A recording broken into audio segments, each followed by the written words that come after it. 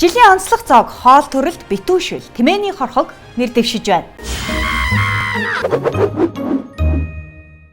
Хилэнтэй хэмээх луу жилийн шок үйл явдлыг олуулаа онцлон сонгож онлон нэрлэе. Альва муу яваандаа бол ерөнхийдөө тун их сайн. Муу муухайгаа ягтлан шоолж, яжлан хошигнож, хог шорооноос салж гүвж байж сайн сайхныг бүтээдэг. Модон луу жилийн Монголын шок үйл явдлын санал асуулга онцлог зоогоор эхэлж байна. Жилийн онцлог зоог хоол төрөлд битүүшүүл тэмээний хорхог нэр дэвшиж байна. Битүүшүүлний ерөнхий тогооч нь Улсын их хурлын тамгын газрын дэд дарга лавг. Анх дугаар үндсэн хуулийн 100 жилийн ойгоор сурагчдад битүүшүүл хийх гэрийн даалгавар өгөв. Хүний амьдралд хушуу хуруу дүрдэг хийх ажил нь мундсан төр чөлөөт нийгэм иргэн нь хизээ хаана хинтээ ямар хоол идэхийг зааварлав. Нэг аяга нэг хүн зориулагддаг битүүшүүл өнөр өтгөн айлд ядаргаа тайлах биш ядаргаа болсон. Битүүшүүлний бичиг сачиг нь нэг хэрэг. 5 хоолны сурчлагын зардлыг та бид төлсөн татвараараа даасан. Өртөг зардал нь битүүшүүл шиг битүүлэг нууц үлдсэн сүржин реклам бэлтгэн цацсан. Миний амьдралын хамгийн сайхан мөч бол өрх тусгаарлаж гэр бүл зохиосон анхны өдрөө гэргийн надад битүүшүүл хийж өгч байсан.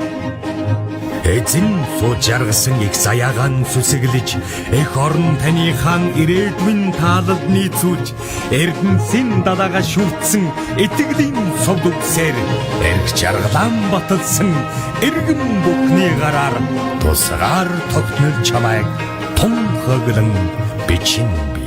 Бүгд найрамдах улсаа тунхагласан баярын зоог битүүшүүл.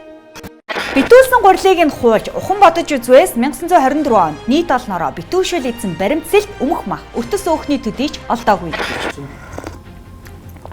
Өөр савсах шөлөө уучуухан сорж бодвоос Монголын сэхэднүүдийн өрөнд орны олон улсын үндсэн хуулийг харгалзан боловсруулсан эхийг тас хориглоод хөдөөгөөс 71 малчин цуглуулж бэлэн Орос төслийн орчуулгыг гар өгүүлэн баталсан тооцныг баттай мэдэж олно.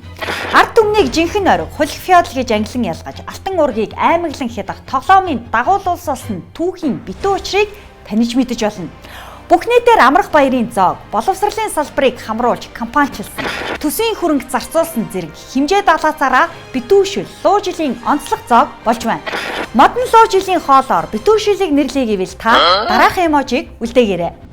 Модон луу жилийн Монголын онцлог зоогийн өрсөлдөөнд твш дүүрэн тэмээний хорхог тишинхэн жонжин дэвшиж байна. Улсын их хурлын гишүүн зохиолж одон чимэд агсны тэмээний боодог хошин зохиол хорвоогийн амьдралд биелэлээ оллоо. Монгол заан байдаг бол зааны боодог, матар үсгдэг бол матрын хорхог хийх нь гарцаагүй юм.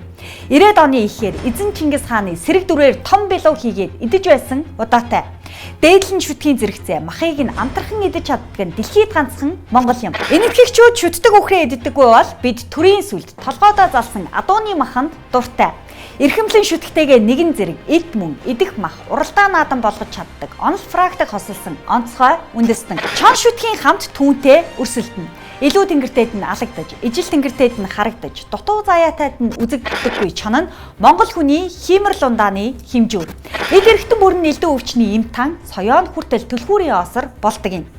Тэмээний хорхог луу жилийн хүндэт зоог гүнзэг манц тав мөн гэж бодож байгаа бол та дараах эможийг үлдээгээрэй.